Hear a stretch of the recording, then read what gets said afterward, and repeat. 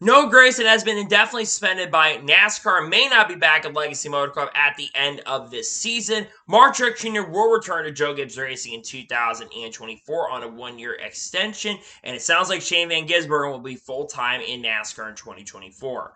What's going on, guys? It's Daniel, and welcome back to our video. We got a ton of NASCAR and other motorsports stories discussed here today on the channel. Let's go ahead and just jump straight into those really quickly. We'll go ahead by starting to talk about FireKeepers, as it was announced over the weekend that FireKeepers has signed a multi-year extension as a sponsor of Michigan Speedway, meaning they will sponsor the Cup Series race in Michigan for many years. FireKeepers, I believe, has sponsored the Michigan race, I think, since either 2016 or 2017. So it's been a while since they started sponsoring, but it's good to see that they will still have a commitment with Michigan Speedway, and they will continue sponsoring in 2024. Really exciting. Glad to see that they're going to be continuing to sponsor in 2024.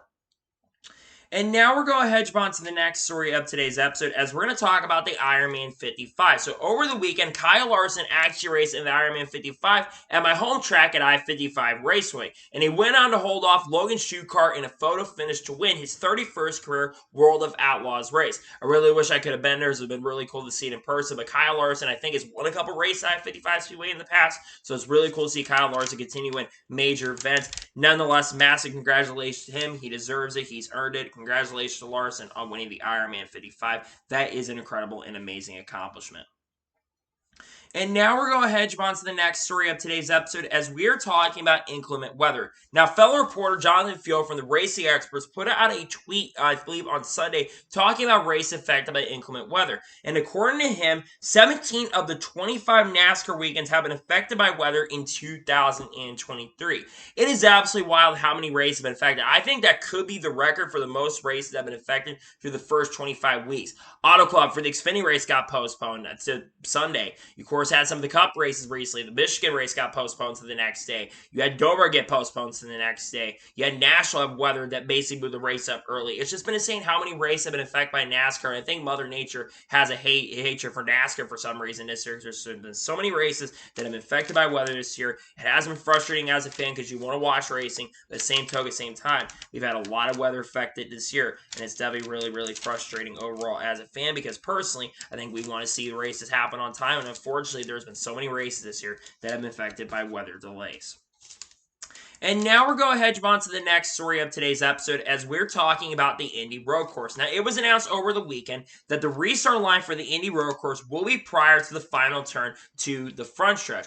Also, it was noted in the announcement that basically if a driver cuts turn number one, like Ross Chastain did last year, they'll be forced to do a stop-and-go penalty. Obviously, NASCAR has had issues with the Indy road course in the final turn. If you go into turn number one, there's been a lot of big wrecks. We had a bunch of cars basically destroyed in turn number one last year in 2023, so they're trying to prevent that. Now, Ellen Sawyer did go on SiriusXM NASCAR Radio, and they're already having talks, conversations about having single-file restarts. Now, I think this is a good decision to make, but personally, I hope they do go to single file restarts as well to prevent something like this where you don't have a bunch of cars dive bombing into a corner, so a bunch of cars are not destroyed. So hopefully they make that decision, because I don't want to see a bunch of cars destroyed going into a corner. We'll see what happens, but hopefully they do make the decision where they do go single file on the restarts. And now we're going to hedge on to the next story of today's episode, as we are talking about 2311 Racing. Now, Tyler Reddick during the NASCAR Cup Series race actually had gotten off pit road first on the final pit stop. However, he had basically a loose wheel because the pit crew had not tightened it. Now, Tyler Reddick after this basically was really angry and really mad on was mad on the radio, and he said it was unacceptable, said a bunch of cuss words, and said it was unacceptable on the final pit stop. And I 100% agree with Tyler Reddick, and this has been a problem with 2311 Racing really from the get-go. They've had issues on pit road these last 3 years. They tried to start hiring their own pit crews, and it's basically been a problem the last 3 years. The car chief and the drivers are not the problem at the team. Bubba Wallace and Tyler Reddick are both really good drivers. Unfortunately, you just had a lot of issues with the pit crew, and it's been a massive and a major issue with the team. So it needs to get resolved on pit road, because if things continue like this, there's no way this team is going to win a championship. Because if their pit crew continues to mess up like they have been messing up, they need to get it figured out and sorted out very clearly, because it's really frustrating as a fan of this team. It seems like every week they're making mistakes, they're messing up, and it's really frustrating and unacceptable in my opinion. And now we're going ahead and jump on to the next story of today's episode as we're talking about Linus Lundqvist. As it was announced yesterday, Linus Lundqvist will once again drive to 60 for Meyershank Racing this weekend at the Indianapolis Road Course. Linus Lundqvist is substituting for Simon Pageant, who's been out for multiple weeks due to concussion-like symptoms after suffering a wreck at Mid-Ohio during either practice or qualifying. First of all, wishing Simon Pageant the best of luck. Hopefully he'll be back to the racetrack very, very soon. This kind of feels very similar to what happened to Kurt Busch when Kurt Busch's career basically ended. Linus Lundqvist, though, had a pretty solid debut until crashing out, unfortunately, at the National Street Course for the IndyCar race, because obviously saw Kyle Kirkwood go on to win the Indy Road Course race, the National Street Course race. But Linus Lundqvist did have a pretty impressive debut. He did a pretty solid job overall in that debut. Unfortunately, crashed out, but great to see he's getting another chance and opportunity to drive for them. And now we're going ahead and jump on to the next story of today's episode as we're talking about Greg Van Alst. As it was announced on Sunday that Greg Van Alst will drive the 20 for Young's Motorsports this week in Indianapolis Raceway Park. I believe this will be Greg Van Alst's debut in the Truck Series as well. This is a great opportunity for Greg Van Alst. Obviously, he was supposed to run full-time in ARCA this year in 2023, but unfortunately funding and sponsorship came into play. He won the ARCA race at Daytona. He's also made a couple of Xfinity Series starts out Prime Racing, albeit both the starts have not done good. But Alpha Prime Racing's also kind of struggled in 2023 as well. Nonetheless, it's a great and awesome opportunity for Greg Van Alst. Hopefully, he can do a really, really good job this weekend with Young's Motorsports, have a solid and good run, and looking forward to see Greg Van Alst have another chance and an opportunity to drive in the Truck Series. And now we're going ahead and jump on to the next story of today's episode as we're talking about Jonathan Davenport. As it was announced, I believe, yesterday or a couple days ago, that Jonathan Davenport will be racing in the SRX at Lucas Oil Speedway.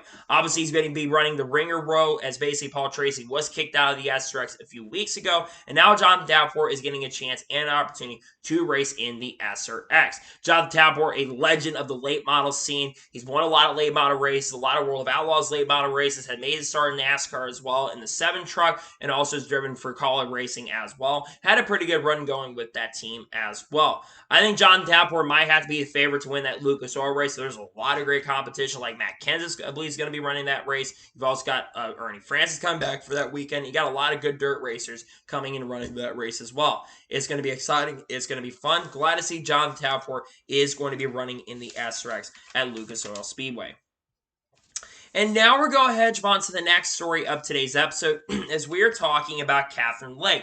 Now, Katherine Legge was initially supposed to run this weekend's Xfinity race at the Indianapolis Road Course. However, she will not be driving the 07 for SS Greenlight Racing this weekend, and Colin Garrett is going to be substituting for her. The reason she's not running is because of the whole rider strike that's going on. I believe she's sponsored by the WGA, and obviously they've been following the situation. There's been a massive rider strike that has been going on in the United States where a lot of people are trying to get paid. It's a major issue with the entertainment industry, and it seems like the sponsor that she had is not going to want to sponsor because of that rider strike that's going on. It's a really unfortunate situation because Katherine Legge, I think, is a pretty solid road course racer. I want to see her get an opportunity, chance to run. The fact that she's not getting an opportunity to basically run this weekend is really, really unfortunate. It's a good opportunity for Colin Garrett, but again, I think it's really unfortunate to see that she's not going to be running. It's disappointing news overall. Really sucks for her, and really unfortunate that she is not going to be running. It sucks. I feel bad for her, and it's terrible that she won't get to run. Good opportunity for Colin Garrett, but it's disappointing to see that she will not be running this weekend. And now we're going ahead and jump on to the next story of today's episode as we are talking about Kyle Busch and Joey Logano. Now, a bunch of other people also believe Don Hawk and Alan Best would comment on this, but basically said all agree that the radio exchange between Kyle Busch and Joey Logano represented the magic of the SRX series. Kyle Busch and Joey Logano, basically, who used to have beef back in the day in the early 2000s and also had some beef even earlier this year. Kyle Busch basically said the F-bomb on basically during the broadcast, and he had Joey Logano also commentating the race as well, and basically spotting for Kyle Busch, which of course Kyle Busch did go on to win the last weekend's race at Berlin Raceway. I think it represents the magic of the SRX, and while the SRX has some flaws at times, I think it's gotten better. I thought Berlin was a really, really fun and entertaining race, and it was very, very enjoyable to watch. And see Kyle Busch and Joey Logano have fun on the radio is what makes the SRX really, really special. It was great to see. I absolutely enjoyed it, and nonetheless, glad to see that they had fun with it. It represents the magic of SRX, and the SRX continue to do really awesome and really, really great things overall. And now we're going ahead and jump on to the next story of today's episode as we are talking about Derek Kraus. As it was announced on Saturday that Derek Kraus will drive a 7 for Spire Motorsports in a couple weekends at the Milwaukee Mile. This is a really, really good opportunity for Derek Kraus. He's made quite a few Xfinity Series starts this year in 2023 for College Racing, and honestly, he's done a pretty good job. Also, Derek Kraus has ran one or two truck starts, I think, with Young's Motorsports this year. I think he ran a Daytona for them in the 20 truck and did a decent job in that truck, qualified pretty well. Really impressive with that truck, actually, and that's a pretty good pace and speed. I do believe that Derek Kraus will get this is a great opportunity for him. I think he'll have a chance to maybe contend not for the victory. We've seen this truck have good pace and speed. Obviously, Lane Riggs is running that truck this week in IRP. I think he's got an outside chance to win, but I think it's a great opportunity for Derek. I think he's also got quite a bit of experience here in Milwaukee running late models here, so I think that's going to really help him. So fantastic opportunity for him. Love to see he's getting a shot and opportunity to drive a 7 for Spire Motorsports in the Truck Series. This is a fantastic, amazing opportunity for him, and glad to see he'll be driving a 7 for Spire Motorsports in a couple weekends at the Milwaukee Mile.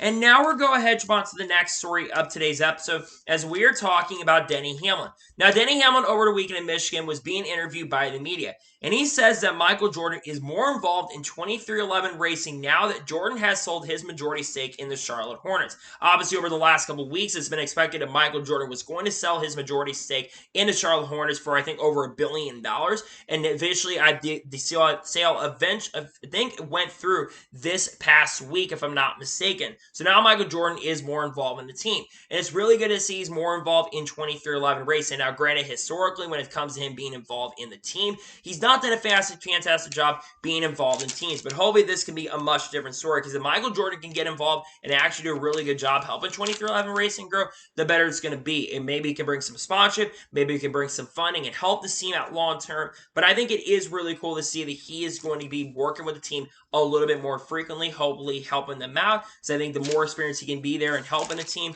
the better I think it's going to be for everybody. So nonetheless, glad to see that Michael Jordan is more involved in 23XI racing. Maybe he could invest in maybe trying to get a third charter. Obviously, I think 23XI racing does want to expand in 2024 and in the future as well. They've got the third car ready for guys like Kurt Busch and also other drivers who could get an opportunity shot to drive that. But I love the fact that they're looking at this. Maybe even bring Carl Edwards back. Who knows at this point, but nonetheless, love to see that he's more involved with the team and getting more involved. Denny Hamlin did say that he's got tickets, season holder tickets, to go to basically the games in Charlotte. Nonetheless, so really cool to see that he's more involved in the team and working with 23XI Racing a lot more frequently. Really awesome stuff. And now we're going ahead and jump on to the next story of today's episode as we're talking about IndyCar silly season. Now, Nathan Brown from the Indy Star does a really good job reporting on IndyCar news. And he did a little article talking about IndyCar silly season. Now, there's a couple interesting things I noted in IndyCar silly season. There's 3 or 4 drivers currently big in play, and a lot of it revolves around Andretti Autosport. Now, one of the drivers who could go to Andretti Autosport in 2024 is David Malukas. David Malukas has been rumored to go to potentially a couple teams, Chip Ganassi Racing.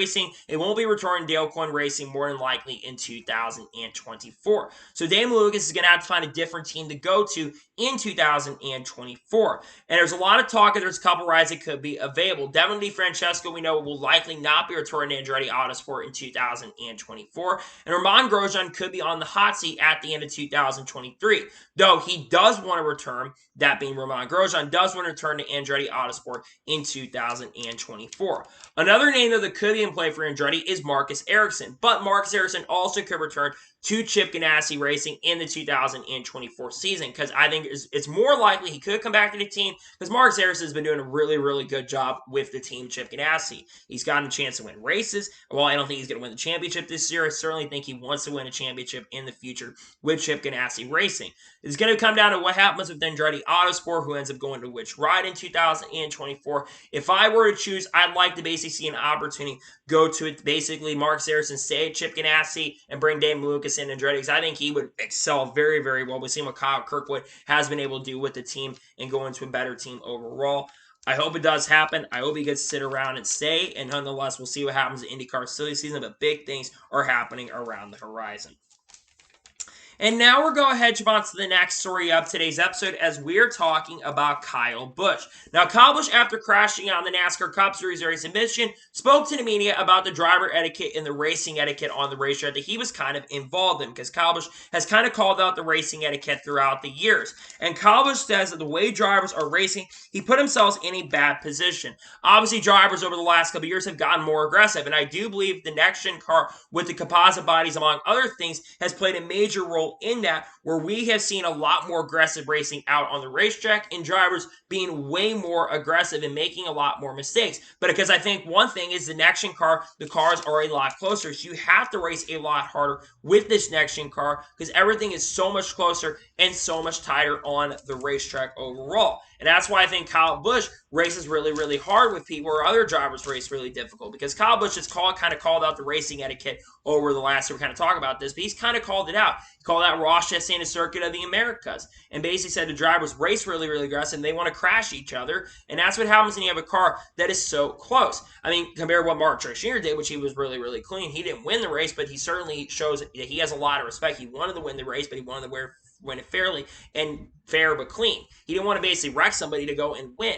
Unfortunately, how the next-gen car has been, you've had drivers that do things that are more aggressive, and it caused a lot of controversy, and it caused a lot of feuds at the same time as well. So overall, Kyle Busch, I think, is absolutely right on that. I think he knows he put himself in a very, very difficult position, in a difficult situation, battling Ryan Blaney there, because he wants to be competitive, he wants to win races, and help British Coast Racing get back up there and win more races. Because Kyle Busch, a lot of people said, probably had the fastest car in that race, or could have had a chance to win. I think Truex still going to be tough to beat, but a lot of people in the garage felt Kyle Busch had the fastest car. So we'll see what happens going forward. And will Kyle Busch keep his word and race a little more difficult? That is something to watch going forward. And now we're going ahead to move on to the next story of today's episode as we're talking about the 2024 IMSA schedule. Now, the 2024 IMSA schedule was officially revealed on Friday, and it's going to be 11 or 12 races in 2024.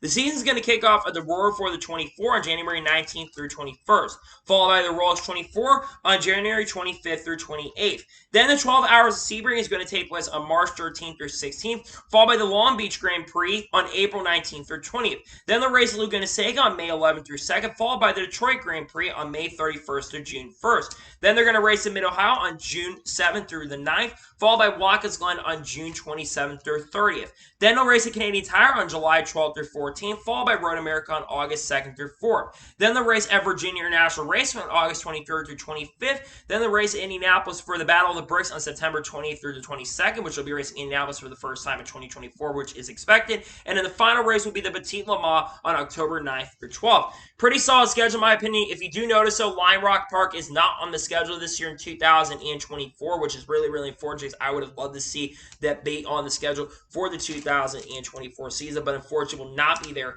in 2024, which I think that is a little bit unfortunate on its own, unfortunately. But that is a pretty solid IMSA schedule. I'm definitely looking forward to the IMSA season coming up in 2024, especially the Rolex 24. I wonder how many hours are going to be actually on the main TV on NBC, maybe even USA as well does televise some of the race next year. We'll have to wait and see what happens in regards, but nonetheless, I think the schedule for IMSA this year is pretty solid. It's pretty set, and glad to see that the 2024 IMSA schedule has finally been released. I think we're only waiting on 2 more schedules to come out, that being the IndyCar schedule and the NASCAR schedule to come out, which the NASCAR schedule is expected to come out here relatively soon in the next month or so, and then obviously the IndyCar schedule probably will come out around the time NASCAR releases their schedule as well. And now we're going ahead to move on to the next story of today's episode as we're talking about Ryan Ellis. As it was announced on Friday that Ryan Ellis will be returning to the 43 for Alpha Prime Racing full-time in 2024. Ryan Ellis has ran a majority of the year in the 43 car in 2023 and has kind of struggled this year in 2023. But like I mentioned with other drivers who driven for Alpha Prime Racing this year, Alpha Prime Racing has kind of struggled in the 2023 season. I think Ryan Ellis is one of the more underrated drivers in NASCAR today. He gets the best out of equipment when he can and does a pretty good job racing in NASCAR today. I'm really glad he's getting the opportunity, chance to run full time. Now, what are my expectations for Ryan Ellis going into 2024? The hope is he can do better than what he did in 2023, and hopefully he can help Alpha Prime Racing get a lot faster and a lot more competitive and a lot more consistent on the racetrack. Because like I said, he's kind of struggled this year, and I think Alpha Prime Racing struggled this year at points. Ryan can do a really good job if you give him better equipment. He's shown it at times when they've actually had pace and speed, Ryan Ellis can run up front. The equipment matters a lot, and you got to perform at the best when you get an opportunity and a chance. But I think this is a great opportunity for Ryan Ellis. I'm glad to see he's going to be returning to Alpha Prime. He deserves it. He deserves a shot to come back, and glad to see that he is going to be returning to that team in 2024 because he's earned the right to come back to Alpha Prime Racing full-time in the 2024 season. Glad to see that he is returning.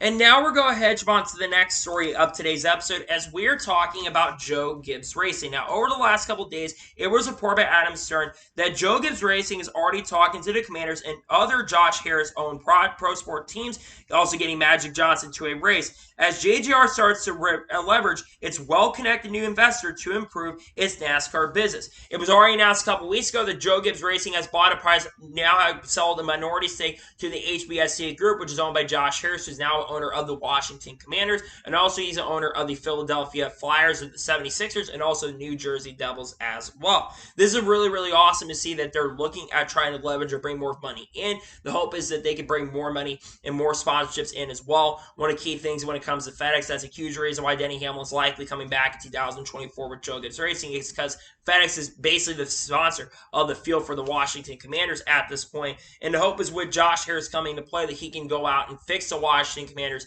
and maybe bring back the Redskins name and fix that going forward in the future. But I am excited to see what happens with Joe Gibbs Racing in 2024 or beyond in the not-so-distant future. So we'll see what happens in regards to that. I love the fact that we're seeing more investment and Joe Gibbs is looking to go into the future. Obviously, Heather Gibbs, who is Ty Gibbs' mother, has basically been working as a higher-up at the team as well, as basically she's eventually going to become the team leader, take the position of Coy, and basically take that position going forward and helping out the team and over, because we know Joe Gibbs is a much older individual, so we don't know how much longer Joe Gibbs is going to be owning the team, and eventually she's going to be taking over the reins of this team long-term going forward. Nonetheless, it's interesting to see. I'm glad to see Joe Gibbs looking toward the future to keep this team in the leverage, and we'll see what happens in the future, but nonetheless, glad to see that Joe Gibbs Racing is looking toward the future.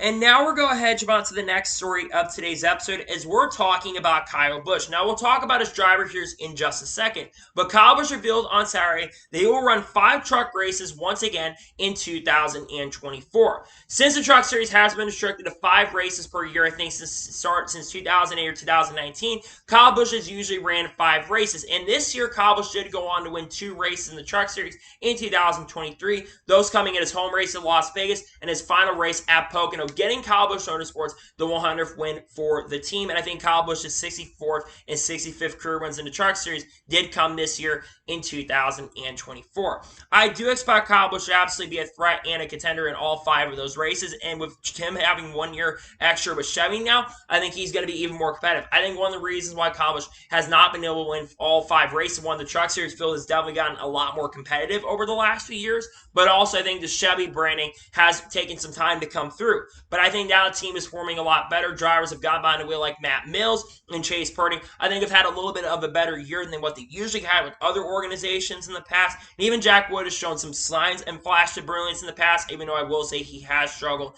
in the Truck Series this year. But I think it's more he's not the greatest driver in the world. But Chase Purdy definitely, I think, has improved in 2023. My big question is what 5 races Kyle's going to run. I would assume Vegas is definitely on the cards. It's going to really, I think, depend on what the schedule is for 2024.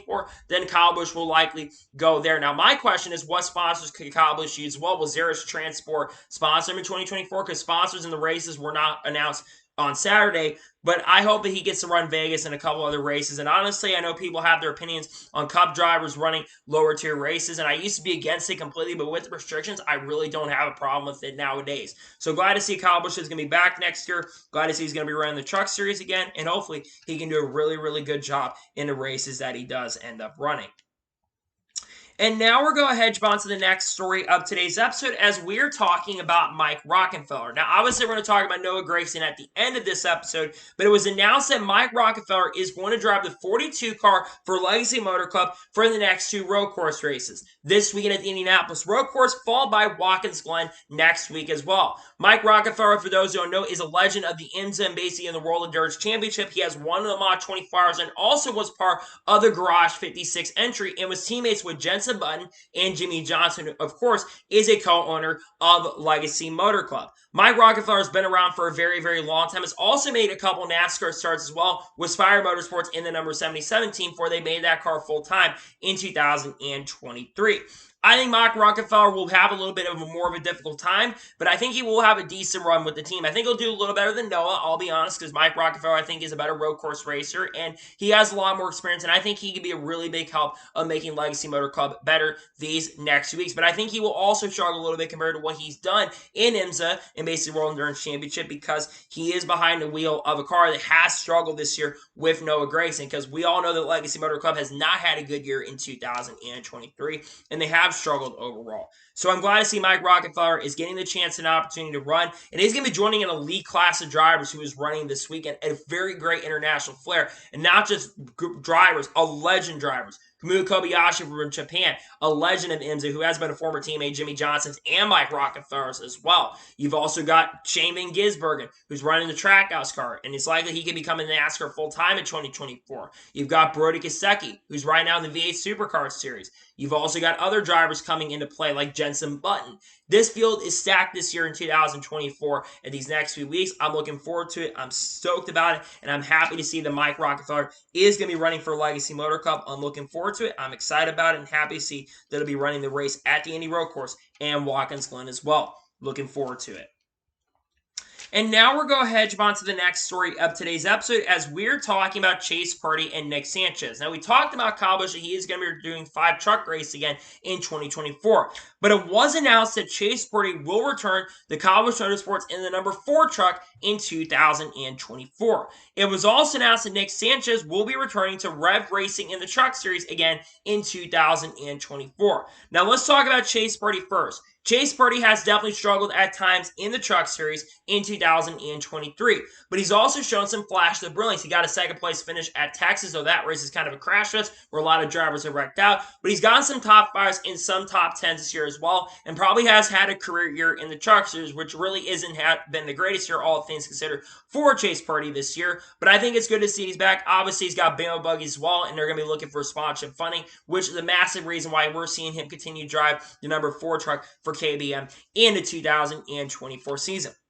On the other hand, let's talk about Nick Sanchez. Nick Sanchez has been very impressive in the 2023 season. Now, the thing you know is that he's driving technically the number 18 truck, the Chandler Smith drove, because Danny Sockman is a crew chief, and I think Nick Sanchez has been very, very good this year. He's won 3 or 4 poles, has led quite a few laps, and honestly should have a win or 2 this year in the Truck Series, because he should have won that Texas race where so many wrecks had happened and he got kind of taken out, though it really was kind of Nick's fault because he got loose a little bit and Carson really had nowhere to go in that situation. But Nick Sanchez definitely has a very talented driver who has had a very good year in the Truck Series in 2023. I think both drivers have earned the right, though, to come back in 2024. The big question now is what happens to the 51 truck. We already know that Kyle Busch is coming back next year. The question will be, will Jack Wood be back in 2024? He does have sponsorship funding. Will Matt Mills come back in 2024 race? That's all something to keep an eye on as well. Nonetheless, this is a really awesome and fantastic opportunity for him. Glad to see that he's returning and very happy to see that he'll be back with the team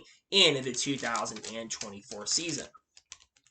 And now we're going ahead and on to the next story of today's episode as we're talking about Ryan Truex. As it was announced with the Truex Jr., we're going to get into a little bit, that Ryan Truex will return to Joe Gibbs Racing in the NASCAR Xfinity Series in 2024. Now, as of right now, it's only on a part-time basis, but they're hoping that he can run full-time in the NASCAR Xfinity Series in 2024. And I agree with Truex Jr. on this. I really do hope that Ryan Truex does come back full-time with JGR and Xfinity in 2024. Ryan Truex, in the last couple years he's ran with Joe Gibbs Racing Xfinity, has been extremely exceptional. Not just based off the win that he had at Dover, but he's had a lot of top 5 finishes. He nearly won at Phoenix, finishing second. He finished third at Atlanta. And last year in 2022, got a couple top 5s and some top 10s as well. And the biggest thing is sponsorship funding, but I would imagine that Truex Jr. probably try to work a way to get Ryan Truex full-time next year in 2024. Maybe have Auto Owners Insurance work with him in the Xfinity Series, and maybe have some of the other companies like basically sports clubs work with Ryan Truex well. Because I think Ryan Truex deserves to go full-time. Because if he goes full-time in 2024, I think he's going to definitely be one of the favorites to win the championship. Because Ryan Truex can absolutely get the best out of the equipment. Now, as of right now, I would imagine it's probably the 6 to 10 race schedule for 2024. It's probably going to be more in 2024. 2024 than what he had in 2023 because he only ran 5 or 6 Xfinity Series races this year. And it's a shame too because he's gotten the best out of equipment and he should be full-time with his team and should be in there and in that 19 car on a full-time basis. But there's a lot of talk about the future. He could go to the 20 car full-time next year. We're going to talk about John Hunter here in just a little bit when it comes to the Noah Gragson news they're getting into later. But overall, I really do hope that Ryan Truex gets to run full-time in the NASCAR Xfinity Series in the 2024 season because he deserves the opportunity, deserves the right, and deserves a chance to go full-time in 2024. So we'll see what happens, but at least we know that Ryan Truex will be back with JGR, at least in the Xfinity Series, in the 2024 season. And now we're going to jump on to the next story of today's episode as we're talking about the Brickyard 400. Now, there's been a lot of talk and conversation about the Brickyard 400 potentially returning in 2024. Well, this past weekend in the media center, Denny Hamlin says that the Brickyard 400 is likely going to be returning in 2024, and Denny Hamlin is in favor. Now, while it has not been officially announced at the time of the Brickyard 400 is coming back in the 2024 season, many in the industry do believe that this is going to happen because of the fact that there's going to be an oval tire test that is going to be going on next week on Monday and Tuesday. Ty Gibbs, I believe Chase Briscoe, I think someone else is going to be at that test on the Monday and Tuesday after. And it's basically a tire test to test out the next-gen car. I used to be against the Brickyard 400 overall, but ever since the next-gen cars come around, I've said I kind of want to see the next-gen car back at the Brickyard. No disrespect to Indy Road Course, but the reason we went to Indy Road Course is because the Brickyard had struggled. But let's be honest, racing at the Indy Road Course has been very lackluster, and there's been way too many chaotic race starts, and it turns into a clown show near the end of the day. So I think that it should be an opportunity to see the comeback. I really do want to see it come back because in my personal opinion, if it comes back, I think it will definitely be a little better than what we've seen in the past as well. So again, I just hope it does come back in 2024. It sounds like very, very likely. My question would be, when would it happen? Because again, I think more crown jewels, the better it can be for the sport. Because right now, there's only technically 3 crown jewels on the schedule. They're basically the Daytona 500, they're basically the Southern 500, and also the Coco 600 as well. The Brickyard should absolutely come back on the schedule because also with the TV ratings, the ratings would absolutely be up. And I think the racing actually would be better. I don't think it's going to be insanely better, but I think it would be better because Pocono, I think, has been actually really, really good. And Michigan has been really good as well. And I think the bigger ovals have been really strong with this next-gen car. So I hope it does end up happening. I really hope Brickyard comes back next year, but it sounds like at this point, it's very likely that it's going to come back, and I think it deserves a chance and a right to definitely come back in the 2024 season. And now we're going ahead and jump on to the next story of today's episode as we're talking about RFK Racing. Now, RFK Racing has been on fire the last couple of weeks in a positive way. They have won the last 2 straight races with Chris Buescher, who won at Richmond and also won at Michigan as well. It also needs to be noted that Brad Keselowski has finished, I think, in the top 5 or in the top 10 in the last 2 weeks as well. But they're already talking about potentially expanding in the near future. Now, Brad Keselowski did say to speak to the media this past weekend before the NASCAR Cup Series race did happen, and Brad Keselowski says that he wants to expand RFK Racing to 3 cars in the future. But he says it will not likely happen in 2024. Now, why would they not expand in 2024? He explained it very well, and it comes down to the charter money and the charter system. Charters right now are going through the roof. They are extremely expensive. We've heard in the $30 million range, and we're also hearing that they potentially could be in the $40 million range as well from other sources as well. And right now, not many teams are selling charters. Many people look at Spire Motorsports right now, and you look at Spire currently at the moment, and they have said publicly a few weeks ago they're not planning to sell their charters, and they even want to expand in the near future as well. But I think RFK Racing expanding is something that I've wanted to see for a few years, and I thought it might happen in 2024 of how well they have been performing. Now, would they expand into the future in 2025? Absolutely. Now, you look at potential free agents that could be on the market at the end of 2024. A lot of people look at Justin Haley maybe getting out of his contract a year early with Rick Ware, but a lot of people do also believe that we may see Justin Haley eventually go to RFK Racing on a full-time basis. And maybe that does end up happening because Justin Haley is getting involved with Ricker Racing, which they have an alliance with RFK Racing. But also a lot of people do feel like that we could end up seeing a guy like Justin Haley replace Brad Keselowski in the 6 car because he is getting in the RFK family. But there's also other drivers who could go into the RFK family in the future. I think about drivers like Caden Honeycutt. Caden Honeycutt, I think, is a really talented driver who's been part of RFK's stable as a rumored driver. I think of other drivers who could get an opportunity to shot. Maybe somehow they bring Haley Deegan in the family and maybe in a cup program in the long-term future in 2025. But I think that's something that is way down the road. But I really do want to see RFK come into the Cup Series with 3 full-time entries maybe in the future. And I don't think it happens 2024. Maybe just maybe with the TV agreement coming up in 2025 and it's all sorted out, which again, they're not rushing to get that deal done currently at the moment right now. Something that's kind of being held up right now is a TV agreement, and we still are waiting for that to be done. And it's going to be tough to sell charters. The only team I really see right now selling a charter is Brickyard Racing, and I think that charter could go to Trackhouse next year in 2024, maybe for Chain Van Gisbergen next year. So I think charters are really not for sale. They're extremely expensive. I hope that NASCAR does expand the field. I want to see more entries in the field so we get more drivers and more opportunities and more money coming in. So we'll see what happens in the future when it comes to that. I want to see RFK Racing expand, and maybe, just maybe, in a long-term future, we are going to see that team expand and basically have more entries in the field, because the more people you can have in the Cup Series field, I think the better it is for everybody and for the sport overall as well. Hopefully we do see it expand, and maybe in the future it does end up happening. And now we're going to jump on to the next story of today's episode as we're talking about Michael McDowell. Now, Michael McDowell spoke to the media this past weekend in regards to his future for 2024. And Michael McDowell says he's getting close to announcing his 2024 plans, which he normally does not know his plans till around November, but he says it's really good to know that his plans are pretty much almost set for 2024. So what is going on with Michael McDowell exactly? Well, Michael McDowell basically is on a year-by-year basis contract with Firmer Motorsports right now through the end of 2023. However, Michael McDowell has been mentioned a lot as a potential frontrunner to go to the number 10 car for Stewart-Haas Racing in 2024, because there's a lot of talk and rumors that Eric Almirola is going to retire at the end of 2023. Now, we're not expecting to know Eric Almirola's future till probably maybe the end of next month. He revealed a couple weeks ago that he has not made a decision yet for 2024, and basically will make a decision in the next week or a couple months in regards to his future. So probably by September, we should know Eric Almirola's plans. But a lot of people in the industry expect that Eric Almirola is going to retire at the end of 2023, which means that Michael McDowell is right now the favorite to take over the 10 car in 2024. A lot of people think, what about Zane Smith? Why couldn't Zane Smith go to the 10 car? And there's certainly a chance Zane Smith does go to the 10 car, but SHR is looking for more of veteran presence heading into 2024. And I would imagine that you're looking at someone like Michael McDowell who's got a lot of veteran presence now in the NASCAR Cup Series. I think they're going to want someone that has a lot more of that veteran style. And Michael McDowell does fit that criteria in the role of that veteran style. And Michael McDowell has been very underrated this year in the NASCAR Cup Series. While he was in the playoffs till last week, he's been a driver who has a chance to make the playoffs on points alone this year with Front Row Motorsports, and Front Row has taken major steps forward.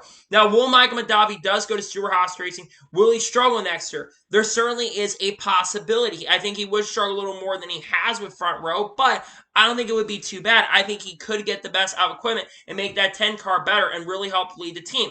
Also, you have to remember that he has worked with that crew chief, Drew Bligazerfer. They won the Daytona 500 together in 2021. Now, it's also, like I said, a possibility he does come back to front row in 2024. But if I'm looking at the future, Zane Smith's under contract front row right now through 2026. So Zane Smith, I think, is going to stay with front row and probably drive the 34 car if McDowell goes to the 10 car. And then you also look at Todd Gillen. I think Gillen is going to come back to front row next year in 2024. Todd's been pretty impressive this series. I think he's still in the top 25 in points currently at the moment right now, and he's been really good this year in the Cup Series. So I really do hope that we get to see McDowell go to the 10. I think Zane Smith is going to go to the 34, and I think Gillen does end up in a 38 car next year. It's going to be very interesting to see what happens next year with silly season and what happens in the coming weeks, because I think the decision is going to be coming relatively soon. Again, we normally don't know about front row's future till the end of the year, and that's something that's kind of frustrated me about front row. So now I know that we're kind of getting closer and closer to kind of finding out what's going on with Front Row Motorsports for 2023, or 24, I should say, is very, very exciting. Then my question will be who goes to their truck program in 2024. We'll have to wait and see who goes there in regards to that, but I think it's going to be very fun to watch. We'll see what happens with Michael McDowell heading into 2024. But to me, I think McDowell will either be in the 10 car or the 34 car. My guess, so at this current moment, is I think he will be in the 10 car in 2024. I think he's earned the right to go to Stewart-Haas Racing. And I do believe they need veteran presence more than younger drivers going there. And I think front row, they cannot lose Zane Smith. They've already lost Blake Harris, who went over and worked with Alex Bowman with Hendrick Motorsports. They cannot afford to lose Zane Smith currently at the moment. They need to keep both Zane Smith and Todd Gilliland on the team for their long-term future and stability. I think that would be good for them because Zane Smith is definitely ready for Cup. Zane wants to be Cup ready, and he wants to be there full-time. We'll see what happens. I think Michael McDowell, though, is going to end up with Stewart-Haas Racing full-time in a 10 car in 2024. And now we're going to jump on to the next story of today's episode as we're talking about Hailie Deegan. Now, I kind of talked about Hailie Deegan a little bit on the channel this past weekend, but there's been a lot of conversation about Hailie Deegan's future for 2024. Now, Hailie Deegan was on Rubbing's Racing Podcast with Dan Diordio, HQ Spire, and also the other guy who co-hosts as well. And she says that she does want to go to Xfinity Racing, and she is ready to go Xfinity Racing in 2024. However, it is all going to depend on sponsorship and funding. As she mentioned is on the podcast saying that sponsorship in the truck series, you need about $2 to $3 million to sponsor a full truck season in 2000 for a truck right now. For an Xfinity Series ride, you need about $4 to $5 million. So you're almost needing to double how much money you're going to sponsor in the NASCAR Xfinity Series compared to the Truck Series. Now, a lot of people do think that Hailie Deegan can instantly go to Xfinity because of that sponsorship and funding, and she does have some sponsors. However, if you've noticed this year in 2023, Hailie Deegan has been majority of the year been sponsored by Ford Performance. So I'm not sure if a lot of sponsors work with her on the racing side. Now, a lot of sponsors are willing to work with her, but that's for her YouTube channel. They're working with her on the YouTube channel side of things, and they're helping with her on that side. They're not helping her with basically her racing side. They're helping her with the YouTube side of things and sponsoring her there. And I also want to talk about her a little bit when it comes to her performance stuff. I think it's no secret that Hailie Deegan has struggled in the NASCAR Truck Series this year in 2023. Now, I'll defend her a little bit. She has had a lot of things that have gone her way, have not gone her way this year, but she's also made a lot of mistakes on the racetrack and has had some beef on the racetrack, which has caused some incidents on the racetrack. I go back to Dakota, was having her best race of the year. She had some contact early in the race, and then she also got into Caden Honeycutt battling for a top 5 spot. She was having her best run of the year, and she kind of ruined that. But she still ended up finishing in the top 20, all things considered. Then she was having one of her other better runs at Richmond and a couple incidents with Ryan Vargas, even though things are basically wired down between both of them. Nothing's wrong between both those drivers. And then you also had the other driver that she got into, Dean Thompson, and they had a confrontation after the race. To me, Hailie Deegan has struggled in the Truck Series, but I've said this for a long time. Some drivers do acclimate better to running the Xfinity Series than running the Truck Series. Harrison Burton's a perfect example. Harrison Burton, while he wasn't completely terrible in the Truck Series, he was not very good with KBM. First year goes to Xfinity, wins 4 races with Joe Gibbs Racing in 2020. And while he struggled with the Wood Brothers in Cup, he certainly does have talent. I look at Jimmy Johnson. Jimmy never ran the Truck Series, ran the Xfinity Series, won 1 race there. But it wasn't the fastest car in the world. But then he goes in Cup and wins 7 championships. Some drivers have better styles than others. And you know where Hailie Deegan got all of her wins? Racing in a car. I think Hailie Deegan would do better racing in the NASCAR Xfinity Series. I think she deserves a chance to run in Xfinity Series and on a full-time basis. Now, my big question would be, what teams could she drive for in 2024? She could drive for a team like SS Greenlight Racing, but I'm not sure what's going on with that team. You also do have rumblings of other teams, maybe somehow RFK in front row. They go to Xfinity next year in 2024. If they do, maybe she goes there next year. There's also SHR, but I would imagine right now the 98 car and the 00 are going to be occupied by Custer and Herbst again. Herbst brings Monster Energy sponsorship funding, and he's got a chance of making the playoffs. And you also have Cole Custer, who is a championship contender.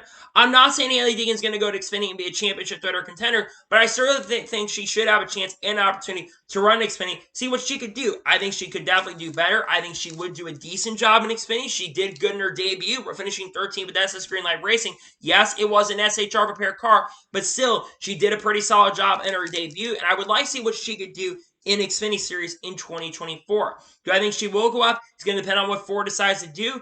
I also think she'll probably run some IMSA races. I have been very shocked and surprised that Ford has not given her more attempts and starts in the NASCAR Xfinity Series this year. That has really surprised me because I think she could do better in Xfinity and show her talent. I think some drivers more acclimated for Xfinity than trucks, and I think she would do better racing in the NASCAR Xfinity Series than racing in the Truck Series, in my honest opinion. So do I think she goes to Xfinity? I think she could. It all comes down to funding and sponsorship, which I think that won't be an issue for her long term. But again, that's going to be the thing that holds her back from moving up to Xfinity in 2024. And now we're going to hedge on to the next story of today's episode as we are talking about Martin Truex Jr. Now, Martin Truex Jr. finally answered a question everyone been asking about his future. He confirmed on Saturday that he will be officially returning to Joe Gibbs Racing in 2024. Now, it is only a one-year extension, very similar to last year's contract extension at the end of 2022. When he announced it during the national weekend, he confirmed he would be coming back for 2023. There have been a lot of questions about Mark Truex Jr.'s future if he was going to come back. Now, Mark Truex Jr. was asked why is he officially coming back in 2024. He said he basically would have been wrong to not come back in 2024. And personally, I don't blame Mark Truex Jr. He is having a fantastic year in 2023. He is currently the regular season points leader. He has scored 3 wins this year in 2023. Technically 4 if you count the Busch Light Clash. He's won 3 points paying races, 2 on Mondays, that being Dover, New Hampshire, and also one earlier in the year at another track as well. He's gotten 3 wins this year, actually Sonoma. It has been extremely competitive at every type of track this year. Now, if Mark Truex Jr. had performed the way he had performed in 2022, in 2023, where he's still on a winless streak, he probably retires at the end of the year. But Mark Truex Jr. is having a fantastic year. And right now, he is the favorite to win the NASCAR Cup Series Championship on the BetMGM odds. So he's the favorite. And I think Joe Gibbs Racing is also happy. The sponsors are really happy working Mark Truex Jr., and they want to keep him around. Mark Truex Jr. is absolutely a NASCAR famer, and I think he could win the championship. It would have definitely been really cool to see Mark Truex Jr. basically go out on top, win the championship this year, and say, you know what, I'm going to be done at the end of this year. But I think Mark Truex Jr. still wants to be committed and still wants to return. Now, my big question will be, will 2024 be his last year?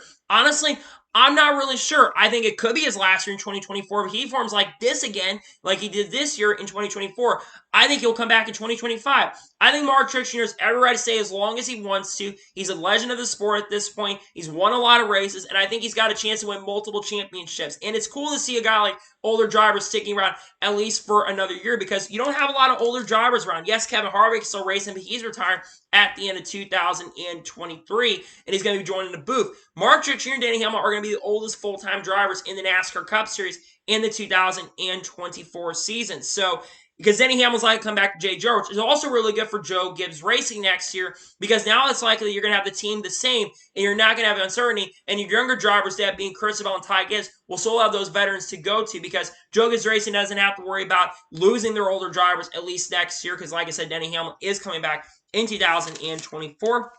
I think things are in a really good position for this team going into 2024. And again, I'm very happy to say that Mark Truex Jr. is coming back. He deserves to come back. He's earned the right to come back. And again, going into next year, the goal is to win another championship. If he wins in 2023, go and try to go back-to-back in 2024, which no one has ever done that in the history of the NASCAR Cup Series since the playoff format started. We haven't seen anyone since the playoff format started go back-to-back. So we'll see what happens in regards to this. We'll see what happens in the future. But again, I am very happy. I'm pumped that Mark Truex is coming back. I've become a fan of Mark Truex Jr. for a very, very long time. I consider him someone who deserves being in the Hall of Fame. I'll be happy when he does get in the Hall of Fame. And even though sometimes his wins can be boring, you got to appreciate what Mark Truex Jr. is doing, and he's earned the right to come back in 2024. Glad to see he'll be returning to the Cup Series in the 2024 NASCAR Cup Series season.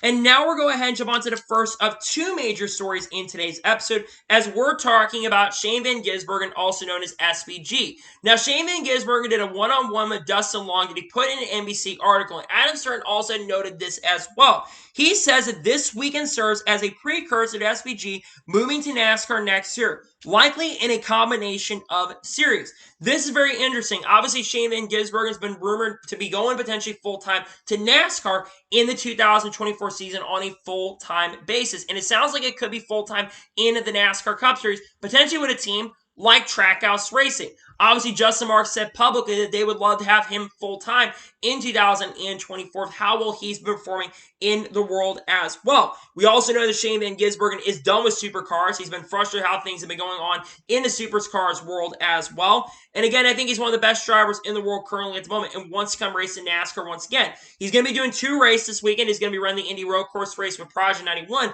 But he also, in a couple of nights on Friday evening, is going to be running the race at the Indy IRP in the Truck Series for Nice Motorsports. Now, it is his oval debut, even though he does have some dirt oval racing experience. He probably has some oval racing experience on iRacing. iRacing is different than getting behind the wheel of a truck, and things are going to be a little bit different. But I think Shane Van Gisbergen will be able to get behind the wheel and get up to speed very, very quickly. I'm not expecting him to win in his Truck Series debut, but I think he will be very, very competitive in that truck debut, and I think he'll be contending for a top 10 or maybe even a top 5. That would be really, really impressive if he got that done. I think a top 15 still would be really, really good. But the reason he's running that truck race is because likely he's going to be full-time racing in NASCAR in 2024. But there's also a chance he could run some Xfinity Series and Truck Series race again in 2024. With certainly him being a rookie, he will be able to run as many races as he wants to.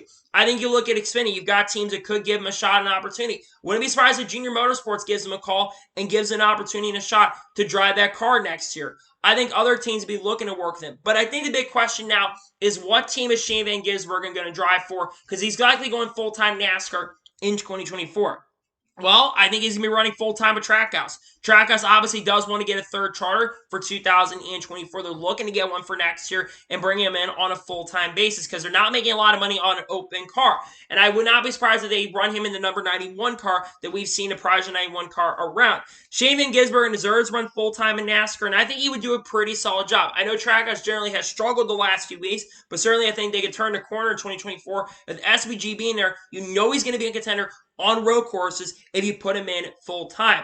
I think he will be absolutely contending. I think he actually could surprise a lot of people and make the playoffs and win races as well. And honestly, I think he probably is actually going to win this weekend at the Indy road course as well. We've seen how good Trackhouse has been, Project 91 has been, and I think this is a really cool opportunity for Shane to come back and race next year in 2024. I think, like I said, I think he is going full time in the 2024 season, and I think it is going to be fun to have him race next year. Again, I think it's going to be a Trackhouse full-time. I think Kaulig is a sleeper pick because they do have an Xfinity Series team, but I'm thinking at this point right now that Allmendinger is probably going to come back in 2024. I know there's been some rumors that Allmendinger maybe, just maybe, might go back to Xfinity in 2024 on a full-time basis, but I think Allmendinger is going to commit one more year to the Cup Series in 2024, and I think Austin Hill, who drives the 21 for RCR in the NASCAR Xfinity Series, is going to be taking that 31 car in 2024 because they're looking for sponsorship and funding going into next year. So I think SVG goes to Trackhouse. I think that Embrace Help or Enhance Help, the company that does sponsor, is going to sponsor him as well in 2024. I know Red Bull would like to sponsor, but I think Red Bull's against kind of sponsoring NASCAR currently at the moment right now, so I think that's not going to happen. But I think SVG will be full-time in the NASCAR Cup Series in 2024. I think he's earned a right to it, and we'll see what happens. Again, like I said, I do believe he'll run some truck races with Nice Motorsports. Maybe some other teams give it a chance and opportunity as well. He's going to be in the Chevy camp. He's going to have other teams in Xfinity. I think Kaulig will probably work with him a little bit as well in Xfinity, regardless if he runs with that team or not in Cup. I think they're going to work with him in Xfinity, and I think anyone that has SVG on their team is going to be very happy about it. It's exciting and looking forward to see SVG. I'm glad he's looking to do it next year. I hope he does go full-time. I think it's going to be with Trackhouse next year. I think you've got other teams people looked at. I know people mentioned 2311 Racing. I know people mentioned other organizations, but I think right now at this point, it is going to be Trackhouse Racing that is going to be the team that I think is going to pick him up full-time in 2024. Considering he's driven for them, I think he will be full-time with them. I think they're going to find a way to get a charter. My guess will be with Brickyard Racing, because Brickyard, I think, will downsize one full-time entry, and I do think they're going to sell that charter. So we'll see what happens going into 2024, but I think SVG will be full-time with the Trackhouse Racing Group in the 2024 NASCAR Cup Series season. And now we're going ahead and jump on to the final major story of today's episode as we're talking about Noah Gragson. Now, I talk about Noah Gragson on the channel on Saturday because unfortunately we had a lot of controversy revolving around Noah Gragson. So out of nowhere, basically on Saturday morning, it was announced that Noah Gragson had been suspended indefinitely from Legacy Motor Club due to a like that he had on social media. I'm not going to get specifically exactly what he liked on social media, but it was a very, very offensive meme and basically dark humor and an offensive meme. Now, Legacy Motor Club has suspended him first. NASCAR also went on to suspend Noah Gragson as well. Now, obviously, right now, Noah Gragson is suspended indefinitely by NASCAR. They made a decision to go ahead and suspend him indefinitely. Let's go fast forward to a few days later. Now, yesterday, it was reported, believed by Jeff Gluck and also Jordan Bianchi, that basically Noah Gragson had been let go from Legacy Motor Club at the time. Then an hour later, Jim Utter comes back and says he's not been let go from Legacy Motor Club. So it's really tough to say if he's been let go yet or he has not been let go yet.